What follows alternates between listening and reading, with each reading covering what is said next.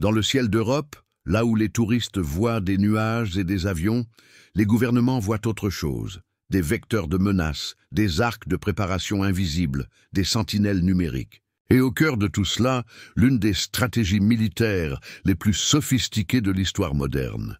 Alors que la guerre fait son retour sur le continent sous la forme de l'agression russe en Ukraine, une transformation discrète mais décisive est en cours. Les nations s'unissent pour construire ce que certains appellent le dôme de fer européen, un bouclier antimissile multinational multicouche, conçu pour protéger 450 millions de personnes, dans l'une des régions les plus densément peuplées de la planète. Mais ce bouclier reste largement invisible. Pas de monuments grandioses, pas de sirènes hurlantes, seulement des calculs silencieux, une surveillance orbitale, le silence des radars et des règles d'interception classifiées. Voici l'histoire de la défense aérienne européenne, son passé fragmenté, son présent fragile et la course effrénée pour construire un bouclier intégré à l'échelle du continent avant que le prochain missile ne franchisse une ligne. Car dans la guerre moderne, la victoire ne revient pas toujours à celui qui frappe le premier. Elle pourrait revenir à celui qui mettra fin complètement à la grève. Pour comprendre où en est la défense aérienne européenne aujourd'hui, il faut d'abord examiner ce qui a façonné ses premiers réflexes, la peur ancestrale du ciel. Bien avant les missiles modernes, la défense aérienne en Europe s'est développée par nécessité. Lors de la Première Guerre mondiale, les raids aériens menés par les Zeppelins et les biplans ont révélé une vérité brutale. Le champ de bataille ne se limitait plus aux tranchées. Les villes, autrefois à l'abri derrière les lignes de front, en faisaient désormais partie intégrante. Mais c'est la Seconde Guerre mondiale qui a inscrit la défense aérienne dans la mémoire collective européenne. Lorsque Londres a subi le Blitz et que les villes allemandes ont été réduites en ruines par les bombardements incendiaires, le continent a compris que la suprématie aérienne pouvait décider du sort des nations. Pour contrer les bombardiers, les pays s'appuyaient sur des observateurs, des stations radars, des canons anti-aériens, des systèmes rudimentaires qui exigeaient à la fois des effectifs et une capacité d'anticipation. L'avènement d'une défense aérienne véritablement intégrée est lié au radar, dont les Britanniques ont été les pionniers avec leur système Chain Home, des stations d'alerte précoces qui ont contribué à repousser la Luftwaffe pendant la bataille d'Angleterre. Le radar offrait aux défenseurs un temps précieux, synonyme de survie. Mais si le radar permettait de voir, il n'offrait aucune protection contre les missiles, ce qui constituait le changement de paradigme suivant. Dans les années 1950, l'avènement des missiles balistiques et des bombardiers à réaction a bouleversé les conceptions traditionnelles de la défense aérienne. L'émergence de plateformes à capacité nucléaire a rendu chaque seconde cruciale. Les nations européennes, sous l'ombre des tensions de la guerre froide, ont rapidement réorienté leur stratégie de défense, passant de l'interception des aéronefs à la survie face à l'impensable. C'est dans ce contexte que l'OTAN, fondée en 1949, a commencé à structurer sa réflexion autour de la défense aérienne territoriale. Les premiers systèmes, comme le Nike Hercules, un système de missiles solaires fourni par les États-Unis, ont été déployés dans certaines régions d'Europe, conçus pour protéger les sites militaires et industriels stratégiques des bombardiers soviétiques. C'est également à cette époque que les réseaux de commandement et de contrôle ont commencé à se former. Des unités radars, de renseignement électromagnétique et de réponse aux missiles étroitement interconnectés. Le système coordonné de défense aérienne, CADS, piloté par l'OTAN, fut parmi les premières initiatives visant à intégrer plusieurs pays alliés au sein d'un réseau unifié de détection et de réponse. Mais des limites subsistaient. La souveraineté nationale, les disparités budgétaires et les normes technologiques variables ont freiné une intégration plus poussée. Chaque nation conservait en grande partie ses propres défenses, ressources et doctrines, des barrières fragmentées tentant de protéger un continent de plus en plus interconnecté. Avec la chute du mur de Berlin en 1989 et la dissolution de l'Union soviétique, de nombreux États européens ont considérablement réduit leur capacité de défense aérienne, estimant qu'une guerre à grande échelle sur le continent devenait obsolète. Les escadrons d'intercepteurs ont été réduits. Les sites de missiles antiaériens ont été démantelés. Les budgets ont été réorientés vers le maintien de la paix, la cyberdéfense et les missions internationales conjointes, puis le monde a de nouveau changé. Les attentats du 11 septembre 2001 ont redéfini la notion de menace aérienne, non plus comme des bombardiers d'État, mais comme des avions de ligne civile détournés. L'Europe a recentré ses efforts de défense sur ses propres frontières. L'OTAN a créé le système intégré de défense aérienne de l'OTAN, NATINADS, axé non seulement sur les menaces militaires, mais aussi sur les risques asymétriques provenant de l'intérieur de ses frontières. La coordination civilo-militaire est devenue essentielle. Au cours des années suivantes, des incidents mineurs impliquant des missiles, des frappes lors des conflits yougoslaves, aux menaces de missiles près de la frontière turco-syrienne, ont révélé une réalité de plus en plus complexe. Toutes les menaces ne provenaient pas des grandes puissances, et toutes n'émergeaient pas lors de déclarations de guerre claires. Dans les années 2010, de nouvelles menaces sont apparues sur la scène internationale. Le développement par la Russie de missiles de croisière à longue portée, capables de voler à basse altitude et indétectables par radar, a suscité l'inquiétude. Il en a été de même pour l'utilisation croissante de missiles par des acteurs non étatiques au Moyen-Orient. Les Houthis du Yémen ciblant l'Arabie saoudite avec des drones et des missiles iraniens, ou le Hezbollah constituant un arsenal de missiles de précision au Liban. L'Europe a commencé à se demander « et si Varsovie était touchée comme Riyad? Et si un missile frappait Marseille au lieu de Tel Aviv ?» Parallèlement, les stratèges militaires s'intéressaient aux armes hypersoniques capables de surpasser en vitesse, en manœuvrabilité et en performance la plupart des systèmes d'interception connus. Avec les essais russes d'armes, comme le Kinzhal, et le développement par la Chine du DFZF, le ciel européen semblait soudain à nouveau vulnérable. Il n'existait néanmoins aucun système européen unifié. Les pays conservaient des systèmes dispersés. L'Allemagne comptait sur Patriot Unité et réseau radar partagé avec l'OTAN. La France avait la sienne SAMP T-Batteries de défense aérienne. Le Royaume-Uni a investi dans des systèmes radars, mais dépendait fortement de la coordination avec les États-Unis et l'OTAN. Les pays d'Europe de l'Est, comme la Pologne et la Roumanie, utilisaient encore des plateformes S-200, S-300 d'époque soviétique, obsolètes face aux menaces modernes. Le continent possédait des fragments de défense, mais pas de véritables boucliers. La défense aérienne, jadis symbole de l'unité de la guerre froide, était devenue un ensemble disparate de systèmes hérités et d'hésitations politiques. Mais cela allait bientôt changer, et de façon spectaculaire, car en 2022, l'Europe allait affronter un vieil ennemi, doté de nouvelles armes.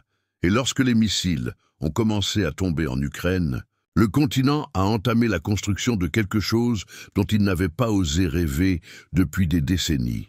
Un bouclier aérien et antimissile à l'échelle continentale, guidé par l'urgence, les données et la solidarité. Il faut souvent une crise pour déclencher une dynamique. Pour le système de défense aérienne européen en pleine évolution, ce moment est survenu le 24 février 2022, lorsque des missiles et des systèmes de croisière russes ont commencé à s'abattre sur les villes ukrainiennes, les réseaux radars, les centrales électriques et les infrastructures stratégiques. En quelques heures, l'architecture de sécurité européenne s'est effondrée, révélant la vulnérabilité du continent face aux menaces rapides et furtives et de haute précision. Ce n'était plus une hypothèse. Si Kiev pouvait être prise pour cible, Cracovie le pourrait aussi. Ou Berlin, ou Paris, l'Europe, longtemps divisée sur le plan de la défense aérienne, avait soudainement besoin de bien plus que des écrans radars et des intercepteurs d'ancienne génération. Elle avait besoin d'un bouclier antimissile opérationnel, multicouche et unifié. Et plus important encore peut-être, elle devait le construire point rapide. En août 2022, face à l'inquiétude croissante suscitée par la menace des missiles, non seulement en Ukraine, mais potentiellement sur l'ensemble du territoire de l'OTAN, l'Allemagne a lancé l'initiative Bouclier aérien européen, ESI. Soutenu par le chancelier Olaf Scholz, ce plan visait à créer un système de défense aérienne à plusieurs niveaux à l'échelle du continent, intégrant la détection, le suivi et l'interception des missiles entrants, qu'ils soient à courte ou longue portée, balistiques ou de croisière. Cette avancée n'était pas seulement technique, elle était aussi politique. Pendant des décennies, les systèmes de défense aérienne européens ont fonctionné en silos, cloisonnés par les frontières nationales. La France disposait de ses propres réseaux. Le Royaume-Uni de radars distincts et d'une coordination avec les États-Unis, tandis que l'Europe de l'Est jonglait entre du matériel russe ancien et des modernisations de l'OTAN. L'ESSI proposait de centraliser l'acquisition, la formation et l'infrastructure dans un cadre de collaboration rarement observé dans les dispositifs de défense continentaux. En quelques semaines, 17 nations ont adhéré. D'autres ont suivi. Aujourd'hui, plus de 20 pays, dont l'Allemagne, les Pays-Bas, les pays baltes, la République tchèque, la Finlande, la Hongrie et le Royaume-Uni participent. L'ESSI n'est pas qu'une simple ligne budgétaire. C'est une architecture de défense à 3 niveaux, s'appuyant sur le meilleur des technologies européennes et alliées, conçues pour intercepter les drones, les hélicoptères et les munitions à courte portée. Les pays acquièrent ou modernisent des systèmes tels que Iris-T SLM, Allemagne, intercepteur à guidage radar d'une portée allant jusqu'à 40 km. En Ukraine, l'Iris-T a déjà démontré sa grande efficacité contre les drones et les missiles de croisière russes. KISS-MM, Royaume-Uni. Élément de la plateforme Sky Sabre, capable de détruire des cibles volant à basse altitude avec une grande précision. NASAMS, Norvège, États-Unis. Largement adopté, notamment par l'Ukraine. Utilise des intercepteurs AIM-120, AMRAAM, très mobiles. Il est conçu pour neutraliser les aéronefs, les drones et les missiles rapides. Ces systèmes sont agiles, réactifs et essentiels, car le délai entre la détection et la destruction se mesure en secondes. L'ossature du bouclier européen prévu comprendra probablement SAM-PT, France, Italie. Système de nouvelle génération développé par Eurosam, utilisant la famille de missiles Aster. Interopérable avec les réseaux de commandement de l'OTAN, il peut neutraliser simultanément plusieurs menaces. Patriot, États-Unis, Allemagne, Pologne. Déjà déployé dans des régions clés, son radar et ses intercepteurs ont été constamment modernisés, fiables et éprouvés au combat, pour contrer les missiles balistiques, notamment face à la montée en puissance des missiles hypersoniques. L'Europe se tourne vers Arrow 3, Israël. En 2023, l'Allemagne a conclu un accord historique pour l'acquisition de ce système conçu conjointement par Israël et les États-Unis. Arrow 3 peut intercepter des missiles dans l'espace exo-atmosphérique, ce qui en fait l'un des systèmes antimissiles à longue portée les plus avancés au monde. Avec l'intégration d'Arrow 3, l'Allemagne est devenue la première nation européenne à déployer un intercepteur de missiles spatial, marquant un bond technologique dans la philosophie de défense aérienne de la région. Un système de protection antimissile efficace ne se limite pas à l'interception. Il prend également en compte la détection. Si un radar rate le lancement ou ne parvient pas à identifier correctement la menace, le système est inefficace avant même qu'un tir ne soit effectué. C'est pourquoi l'Europe investit massivement dans l'infrastructure de capteurs. GM400, Alpha, Thales. Un radar 3D de nouvelle génération avec une détection améliorée pour les missiles de croisière et les cibles furtives. Radar Green Pine, Israël, fait partie du système. Arrow 3 allemand, Radars AESA, réseaux actifs à balayage électronique, intégrés dans de nouvelles plateformes à travers l'Europe pour des temps de revisite plus rapides et une fidélité d'objets accrue. Capteurs spatiaux et données partagées par les États-Unis. Essentiels pour suivre les missiles balistiques lors de leur phase de propulsion et de vol intermédiaire, bien avant qu'ils ne deviennent une menace directe. En outre, l'OTAN et l'UCOM exploitent le centre d'opération de défense antimissiles balistiques BMDOC à Ramstein, en Allemagne, qui fonctionne comme un nœud de coordination centrale reliant les satellites, les avions, les navires et les radars terrestres dans une image opérationnelle commune. Bien que l'ESSI soit encore à ses débuts, les combats réels en Ukraine se révèlent être un laboratoire inattendu.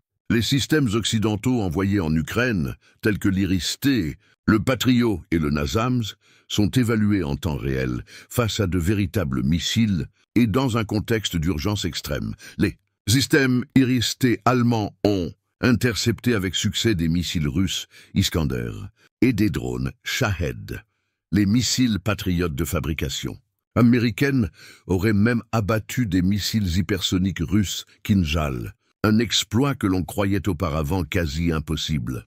Ces succès confortent l'Europe dans ses choix. Ce qui n'était au départ que spéculation sur les capacités des systèmes se traduit désormais par des performances opérationnelles avérées, guidant l'adoption des systèmes SI grâce à des preuves concrètes et non à des conjectures. L'une des avancées les moins visibles est d'ordre stratégique. L'Europe intègre non seulement le matériel, mais aussi la doctrine et la diplomatie. Des États traditionnellement prudents, comme l'Autriche ou la Suisse, accueillent désormais des stations radars ou évaluent le positionnement d'intercepteurs. Des pays dont l'activité de défense est minimale, comme le Luxembourg et les pays baltes, participent à des programmes d'acquisition groupés. Les contrats d'acquisition, l'implantation des radars et les chaînes de commandement revêtent désormais autant une dimension symbolique politique que liée à la préparation militaire. Essi ne se contente pas de fusionner des missiles et des radars, elle fusionne des destins. Ce qui a commencé en réaction à la guerre en Ukraine se transforme aujourd'hui en une transformation à long terme de la défense européenne. Les technologies ont été choisies. Des partenariats se forment. Le bouclier n'est plus un concept. Il se construit, boulon par boulon, nation par nation. Mais le chemin vers une Europe véritablement impénétrable est encore long. Face à l'émergence de nouvelles menaces, armes hypersoniques, leurs sophistiquées, guerre électronique et attaques spatiales, la question n'est plus de savoir si l'Europe défendra son espace aérien, mais à quel point elle sera prête lors du prochain missile. Le chemin parcouru par l'Europe pour se doter d'un système intégré de défense aérienne et antimissile est tout sauf linéaire. Ce parcours a été marqué par des guerres, des alliances, des trahisons, des avancées technologiques et surtout une urgence croissante. De la reconstruction d'après-guerre à la paranoïa de la guerre froide, des coalitions transatlantiques aux rivalités intra-européennes, l'évolution du bouclier aérien européen témoigne d'une chose: les menaces sont rapides. L'unité est lente à se construire. Cette section décrit les étapes clés de l'évolution de la défense aérienne en Europe, depuis ses débuts fragmentés jusqu'à la volonté actuelle de mettre en place un bouclier interopérable, multicouche et à l'échelle continentale. 1949, création de l'OTAN, qui marque le début des efforts d'unification de la défense européenne sous l'égide des États-Unis, année 1950-1960. Les États-Unis déploient à travers l'Europe des systèmes de missiles Nike, dotant le continent de son premier bouclier antimissile rudimentaire, principalement destiné aux bombardiers soviétiques. Le système radar britannique Chain Home évolue pour devenir l'infrastructure d'alerte précoce de l'OTAN. L'accent est mis sur la détection précoce des aéronefs à capacité nucléaire. La posture initiale de défense aérienne de l'Europe est réactive, mise en place sous commandement américain et façonnée par les tensions nucléaires.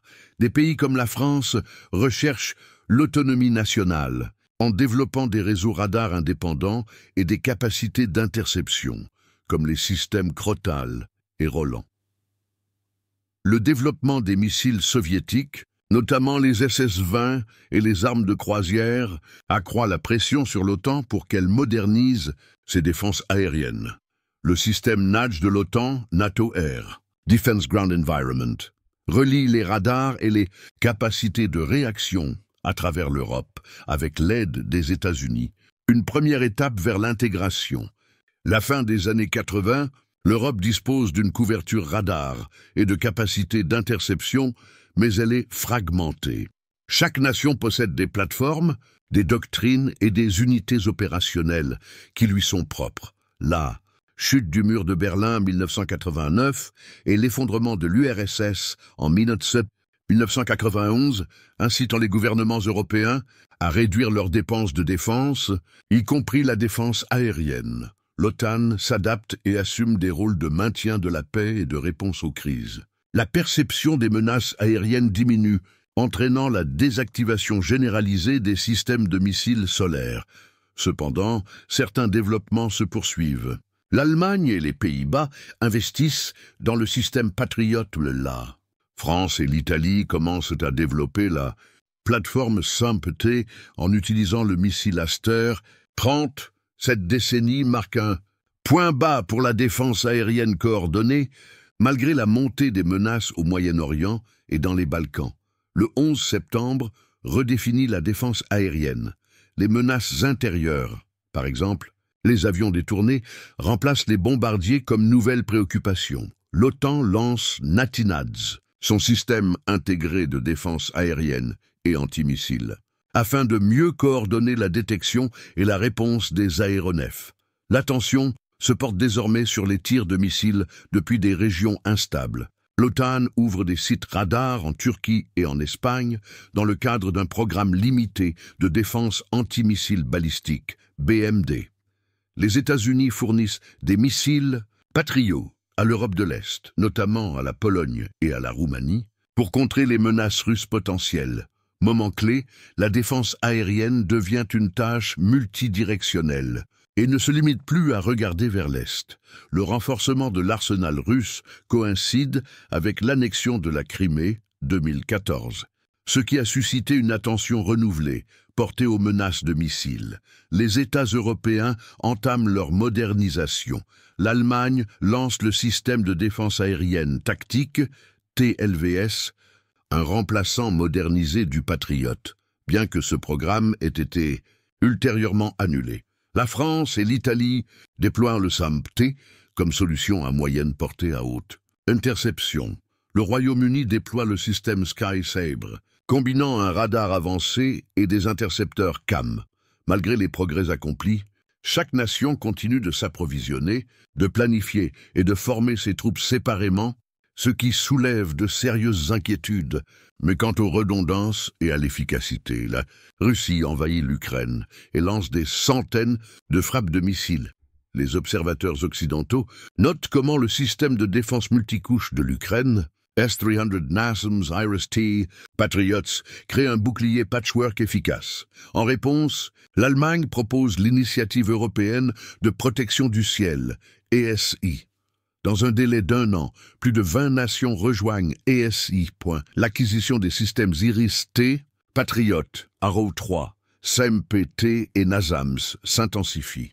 L'OTAN lance des exercices de préparation de grande envergure, dont Air Defender 23, l'un des plus importants exercices de réponse aérienne de l'histoire européenne. L'invasion agit comme un catalyseur, stimulant des investissements et une coopération sans précédent dans les domaines de l'acquisition de matériel de défense et de la fusion radar. L'Allemagne signe un contrat de 4 milliards d'euros avec Israël et les États-Unis pour Arrow 3, devenant ainsi le premier pays européen doté d'une défense exo-atmosphérique. La Pologne et la Roumanie déploient des systèmes patriotes intégrés à l'infrastructure de défense antimissiles balistiques de l'OTAN, devenant ainsi des nœuds critiques sur leur flanc est l'Estonie. La Lettonie et la Lituanie lancent un appel d'offres conjoint pour l'acquisition d'intercepteurs mobiles à courte portée. La France accélère le développement du système SAMP-T Next avec des améliorations radar et un suivi à 360 degrés. Les États-Unis et l'OTAN développent des algorithmes de détection de missiles spatiaux permettant un suivi plus précoce des menaces. SSI commence à mettre en place des zones de couverture à 3 niveaux. SHORAD pour les villes et les bases de première ligne moyenne, portée pour les centres de commandement et les aérodromes, à longue portée pour les sites stratégiques, comme les centrales nucléaires ou les centres de commandement de l'OTAN. C'est la première fois dans l'histoire européenne que des pays individuellement commencent à élaborer une carte commune de protection, déploiement complet d'Arrow. Croix dans plusieurs pays, créant des bulles défensives à longue portée qui se chevauchent, intégration de systèmes de détection et de suivi basés sur l'IA, réduisant le temps de réaction de plusieurs minutes à quelques secondes, lancement de drones sentinelles à haute altitude, dotés de capacités de surveillance radar et infrarouge, permanentes, des systèmes portables, dimensionnés pour un déploiement rapide, similaires aux dômes de fer, notamment pour la protection des infrastructures critiques temporaires. L'Europe, autrefois un patchwork de systèmes et de doctrines concurrents, converge vers quelque chose de plus grand que la somme de ses parties, un bouclier invisible, multinational et algorithmique conçu pour intercepter les menaces du XXIe siècle. Cependant, à mesure que la technologie progresse, les missiles évoluent eux aussi. La course continue donc, non seulement pour construire le bouclier, mais aussi pour le maintenir en avance sur tout ce qui viendra ensuite. Pendant des décennies, la défense aérienne en Europe est restée une affaire militaire, complexe, classifiée et tenue à l'écart du grand public. Mais ces dernières années, l'évolution des menaces et les démonstrations de force spectaculaires en Ukraine ont placé la défense antimissile au cœur des préoccupations civiles. Ce qui était autrefois dissimulé derrière la doctrine militaire est désormais débattu ouvertement dans les parlements, les rédactions et même au sein des foyers. La révolution n'est pas seulement technique, elle est psychologique, politique et sociétale. Le bouclier invisible n'est plus une option de sécurité, c'est une attente du public. Le 10 octobre 2022, la Russie a lancé une série de frappes de missiles coordonnées à travers l'Ukraine, ciblant non seulement des sites militaires, mais aussi des réseaux électriques, des complexes d'habitation et des écoles. Des explosions en plein jour, des cratères dans des villes densément peuplées. L'Europe a été témoin de ce que signifie la vulnérabilité. En Allemagne, les écrans de télévision ont montré l'intercepteur Iris-T prendre son envol, fendant le ciel avec précision et puissance. La destruction réussie d'un missile en vol près de Kiev a été saluée comme une victoire non seulement pour l'Ukraine, mais aussi pour l'Allemagne.ided, la défense aérienne. Le mythe selon lequel l'Europe ne pouvait pas être prise pour cible ou était par défaut à l'abri s'est effondré. Soudain, la défense antimissile n'était plus une politique lointaine. C'était quelque chose que les citoyens voulaient, exigeaient et ressentaient. Les sondages réalisés en 2023 à travers l'Europe ont montré un soutien massif aux dépenses consacrées à la défense antimissile. 83. % des Allemands étaient favorables à l'investissement des SSI, 73% des Polonais souhaitaient le déploiement d'unités patriotes supplémentaires. Dans les pays baltes, la défense antimissile figure parmi les priorités budgétaires absolues, au même titre que l'énergie et l'inflation. Les procédures administratives, auparavant lentes, ont accéléré les procédures d'acquisition. La réticence des communautés locales à accueillir des stations radars ou des batteries d'interception a commencé à s'estomper. Les citoyens ont pris conscience du coût de cette protection et étaient de plus en plus disposés à l'assumer. La montée en puissance des menaces de missiles a entraîné, pour la première fois depuis la guerre froide, une intégration civilo-militaire plus étroite dans des villes comme Varsovie, Prague et Berlin. Les systèmes d'alerte urbaine sont en cours de modernisation, reliant les alertes publiques aux métadonnées radar. La planification de la résilience dans les villes inclut désormais des scénarios de menaces aériennes, construction d'abris renforcés, exercice d'évacuation et installation de systèmes de leurre passifs. Les écoles, les aéroports et les hôpitaux reçoivent des briefings de base en matière de défense ou élaborent des plans de continuité de service en cas de menace de missiles. Ceux qui étaient autrefois conçus dans le cadre de simulation militaire est désormais intégrée au tissu de la préparation civile. La révolution remodèle également l'industrie européenne. Les entreprises de défense, comme Diehl, Allemagne, MBDA, France, Italie et Rheinmetall ont constaté une forte augmentation de la demande, non seulement pour les missiles, mais aussi pour les réseaux radars, les lanceurs mobiles et les logiciels d'IA, permettant de coordonner les systèmes de réponse. Les universités mettent en place de nouveaux cursus axés sur la défense aérospatiale, le traitement du signal et la lutte contre les armes hypersoniques. Les startups spécialisées dans l'IA, la fusion de données et l'analyse du suivi reçoivent des financements pour des cas d'utilisation de niveau militaire, chose impensable il y a encore quelques années. La défense n'est plus un secteur de niche, mais un pilier de l'infrastructure nationale, au même titre que l'énergie ou les télécommunications. Un changement culturel subtil est également en cours. Les Européens, longtemps habitués à un ciel paisible, portent désormais un regard différent sur le ciel. Drones au-dessus des centrales électriques, traînées de condensation au-dessus des villes, sirènes la nuit, autant de rappels que la sécurité de l'espace aérien n'est plus garantie. De Berlin à Bucarest, un consensus se dessine.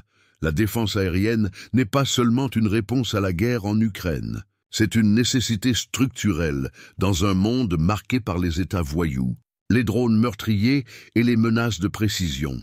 Ce qui relevait initialement de la responsabilité gouvernementale est devenu un consensus social. Le bouclier n'est plus invisible parce qu'il est secret, il est invisible parce qu'il est partout, dans les budgets, dans les bâtiments, dans les esprits.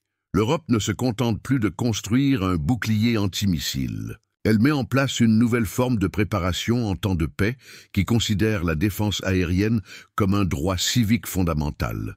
Le bouclier antimissile européen est entré dans une phase décisive. Perfectionnement, renforcement et extension multilatérale. Il ne s'agit plus seulement d'un concept né de l'urgence, mais d'une architecture en pleine expansion composée de systèmes de défense aérienne, de réseaux radars, d'une harmonisation des politiques et de partenariats internationaux. À l'heure actuelle, plus de 20 nations européennes participent activement au déploiement, au financement ou à la planification de la défense aérienne et antimissile dans le cadre de l'initiative européenne Sky Shield et SSI, qui prend de l'ampleur. Avec le soutien de l'OTAN, la puissance de feu américaine et la technologie israélienne, elle crée un écosystème sans précédent de protection multicouche dans l'une des régions les plus densément peuplées et stratégiques de la planète. L'Europe s'emploie désormais à standardiser, moderniser et interconnecter ses systèmes de défense aérienne, autrefois dispersés. L'ESI a adopté un modèle éprouvé à 3 niveaux, système à courte portée, SHORAD. IRIS-T, SLM, NASAMS et CAM sont déployés autour des villes, des aérodromes et des infrastructures clés. Systèmes à moyenne portée. Les systèmes SAMP-T et Patriot constituent l'épine dorsale. Interopérables au sein de la structure de commandement de l'OTAN. Système à longue portée exo-atmosphérique. Le système Arrow 3 israélien, désormais acquis par l'Allemagne, offre à l'Europe son premier véritable bouclier antibalistique capable d'intercepter des missiles dans l'espace. Cette architecture garantit que les menaces, des drones aux missiles balistiques, sont contrées à de multiples altitudes et distances, avertir tôt, tirer une seule fois, atteindre la cible. Les capteurs modernes sont intégrés dans un réseau de détection pan-européen. Les radars AESA, tels que les GM200 et GM400 de Thales et l'Elta Green Pine israélien, offrent une classification des cibles en temps réel essentielle pour stopper les menaces hypersoniques ou de croisière des constellations. De capteurs embarqués sur drones et des relais de données via des infrastructures spatiales sont en cours d'intégration pour assurer la redondance et la mobilité. Le système de commandement et de contrôle aérien de l'OTAN, ACCS, devient l'interface numérique qui relie ces nœuds nationaux dans une boucle de prise de décision unique. Il ne s'agit pas seulement de matériel. Il s'agit d'une classification des menaces accélérée par l'IA, de trajectoires prédictives et d'une autorisation de réponse quasi instantanée. Allemagne, d'une puissance pacifique passive à pilier de facto de l'Europe. Le rôle moteur de Berlin dans le lancement d'SSI et l'acquisition du missile Arrow 3 l'a placé au cœur de la défense antimissile à longue portée européenne, aux côtés d'un réseau croissant de sites Iris-T et Patriot. France, conservant sa doctrine indépendante, Paris modernise ses systèmes SAMP-T et développe le SAMP-T-NG, en l'intégrant à la technologie radar Eurosam, tout en équilibrant l'autonomie nationale et l'interopérabilité de l'OTAN. Pologne, devenue rapidement la puissance orientale la mieux préparée d'Europe en matière de missiles, Varsovie a acquis des batteries Patriot et des systèmes Sky Sabre, et prévoit de développer son programme de défense aérienne Narew, tous intégrés au réseau de données de l'OTAN. Israël. Bien qu'Israël ne soit pas un pays européen, l'accord conclu avec l'Allemagne concernant le système Arrow 3 marque un tournant majeur dans la coopération transfrontalière. Ses capteurs, ses données de combat et sa technologie d'interception font désormais partie intégrante du dispositif de dissuasion européen. Royaume-Uni. Bien qu'en dehors de l'SSI, le Royaume-Uni fournit des moyens d'interception avancés sur l'ensemble des théâtres d'opération de l'OTAN, exploite le Sky Sabre KM et contribue aux exercices de réponse conjointe et au partage de renseignements radars, et d'autres encore. Ces pays apportent des partenariats essentiels en matière de radar, de logistique et d'approvisionnement. Les États baltes collaborent à la mise en place d'un réseau SHORAD transfrontalier, tandis que la Norvège et la République tchèque hébergent des systèmes de détection mobile alignés sur les nœuds de l'OTAN. Bien que les progrès soient indéniables, plusieurs défis subsistent. L'SI est robuste en Europe centrale, mais l'Europe du Sud et du Sud-Est restent sous-développée, des pays comme la Grèce, la Bulgarie et certaines parties des Balkans occidentaux étant dépourvues d'intercepteurs modernes ou de couverture radar. La mise en service des systèmes prend du temps, souvent des années entre la signature des contrats et le déploiement. Le système Arrow 3 allemand ne sera pleinement opérationnel qu'en 2025, tandis que les Länder de l'Est sont confrontés à des difficultés budgétaires et industrielles. La défense aérienne est une course entre innovation et évasion. La Russie a déployé des missiles hypersoniques comme le Kinjal, et les menaces futures pourraient inclure essaims de leur brouillage, électronique attaques orbitales, de satellites à double usage même. Les systèmes multicouches peuvent se déformer sous l'effet d'une saturation simultanée multidomaine. Le plus frappant est peut-être la façon dont le bouclier antimissile actuel remodèle la diplomatie. Les pays signent des accords d'achat conjoints, partageant les risques et les coûts. Les entreprises européennes forment des partenariats transnationaux de défense, ce qui contribue à consolider des industries autrefois fragmentées. Et les nations autrefois neutres ou non alignées participent désormais à ce qui devient rapidement, en principe sinon officiellement, le dôme de fer de l'Europe. Même les tensions au sein de l'Europe, comme les divergences de vues sur l'intégration militaire américaine ou la revendication par la France d'une autonomie stratégique, s'atténuent grâce à des intérêts communs en matière de défense. Aujourd'hui, la défense antimissile est bien plus qu'une simple technologie. Elle est un symbole de souveraineté, de coopération et de dissuasion. Ce bouclier se construit encore progressivement, pièce par pièce, dans les bureaux d'acquisition et les tours radars. Il n'est pas encore parfait. Mais pour la première fois depuis des décennies, l'Europe est plus proche que jamais de rendre son espace aérien non seulement surveillé, mais véritablement défendable. L'héritage de la défense aérienne européenne ne se définit pas seulement par ce qu'elle arrête, mais par quoi empêche dans un monde où les frappes de missiles sont diffusés en temps réel et où des villes entières peuvent être réduites en ruines en quelques minutes, l'émergence d'un bouclier européen commun marque un changement profond, non seulement dans la stratégie militaire, mais aussi dans la philosophie même de la sécurité. Cette transformation, fruit de plusieurs décennies de travail, laissera des empreintes durables sur l'identité du continent, ses institutions et sa place dans le monde.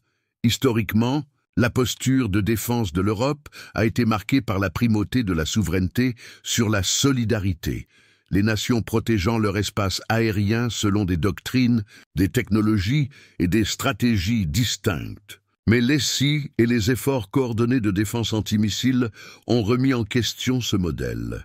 Pour la première fois depuis la guerre froide, les États européens se sont mis d'accord pour partager les évaluations des menaces en temps quasi réel. Achats groupés de technologies à forte valeur ajoutée comme Arrow 3, ERIS-T et SAMP-T interconnecter leurs infrastructures de commandement et de contrôle, permettant des réponses multinationales plus rapides. C'est plus qu'un bouclier. C'est un plan de collaboration.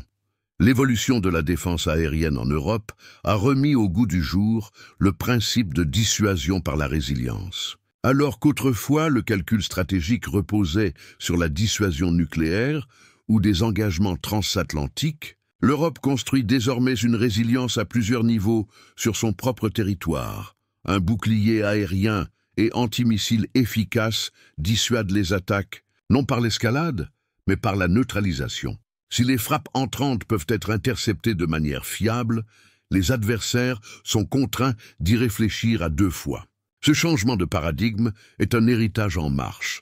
L'essor de l'ESSI et des initiatives connexes a déjà eu un impact considérable. Création de nouvelles industries de défense et d'emplois hautement qualifiés, restructuration des modèles de planification aérienne de l'OTAN autour d'une défense à plusieurs niveaux.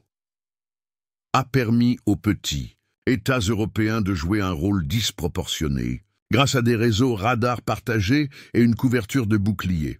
En outre, le succès de l'intégration des missiles pourrait ouvrir la voie à de futurs systèmes de défense européens de base dans les domaines suivants: interverrouillage de cyberdéfense et SAMS de drones et contre-mesures, antisatellites plateforme de surveillance spatiale conjointe là.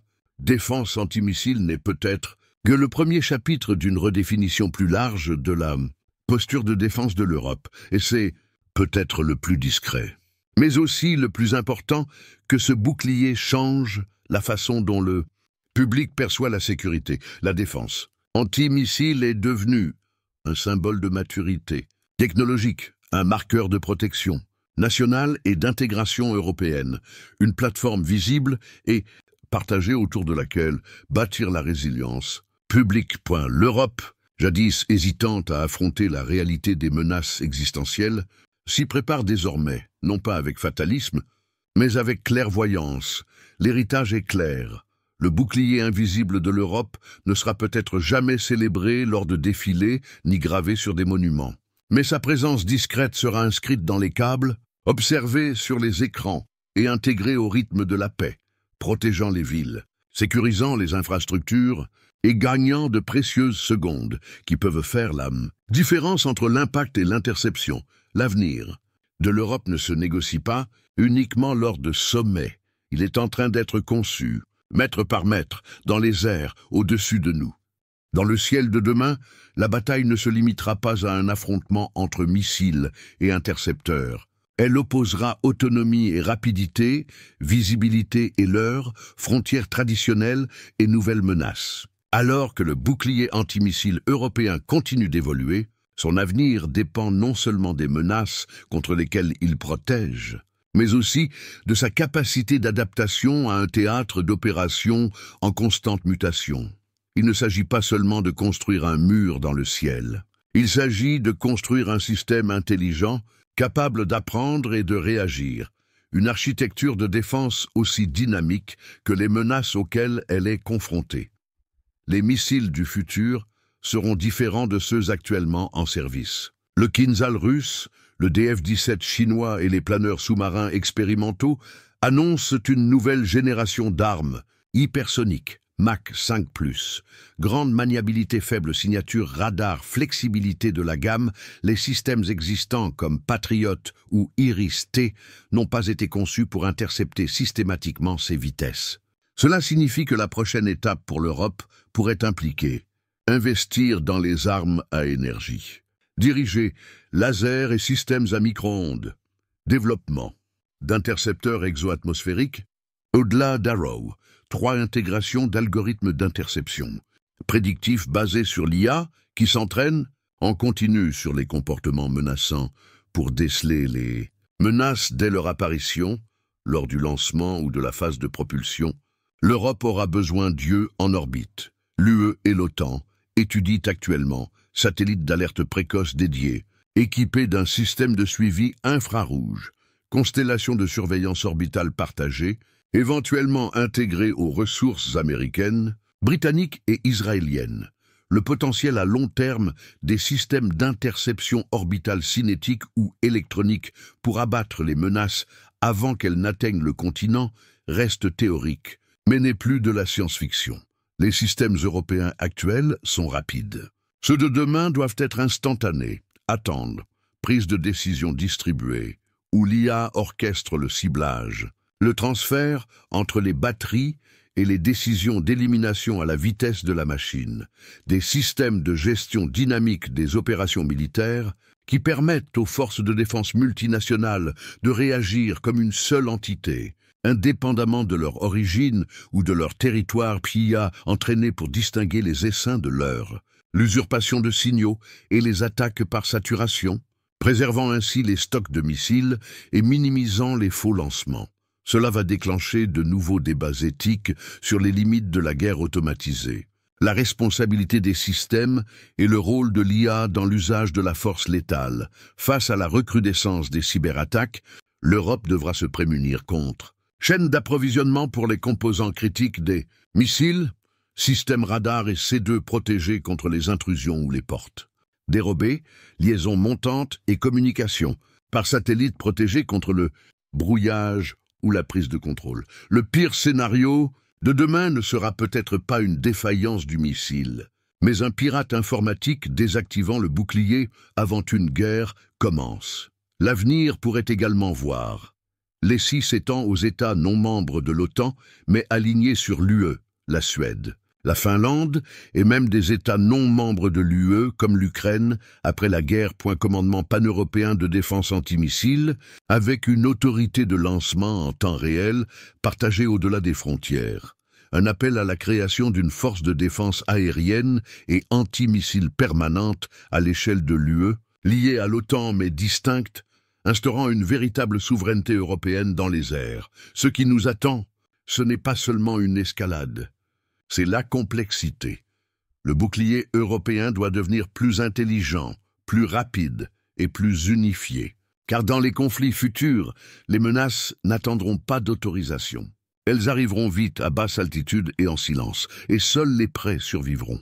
À travers ces champs de radar, ces tours de contrôle et ces capteurs orbitaux, l'Europe est en train de concevoir quelque chose que le monde n'a jamais vu à cette échelle.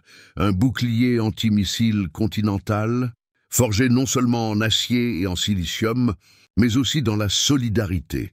Ce qui n'était au départ que des systèmes épars et des partenariats timides se transforme rapidement en un réseau invisible de protection. Multicouche, intelligent et de plus en plus unifié. Des silos hérités de la guerre froide aux intercepteurs pilotés par l'IA, des doctrines nationalistes aux réseaux de commandement partagés, la défense aérienne européenne n'est plus une idée, mais une réalité en marche et son avenir. Rapide, connecté, déterminé. Car dans un monde d'hypersoniques, de drones et de frappes surprises, la paix pourrait un jour dépendre de quelques millisecondes d'alerte et du bouclier qui intercepte ce qui n'était jamais censé atterrir. Si ce récit vous a permis de mieux comprendre les systèmes qui façonnent notre sécurité, aimez la vidéo, partagez-le avec ceux qui suivent l'actualité de la défense mondiale ou des affaires européennes. Dites-nous en commentaire si vous pensez que l'Europe en fait assez. Quelle devrait être la prochaine étape en matière de défense aérienne? Abonnez-vous pour découvrir d'autres documentaires approfondis sur la technologie, la sécurité et l'histoire. Parce que les systèmes les plus puissants du monde, ce sont souvent celles qu'on ne voit jamais.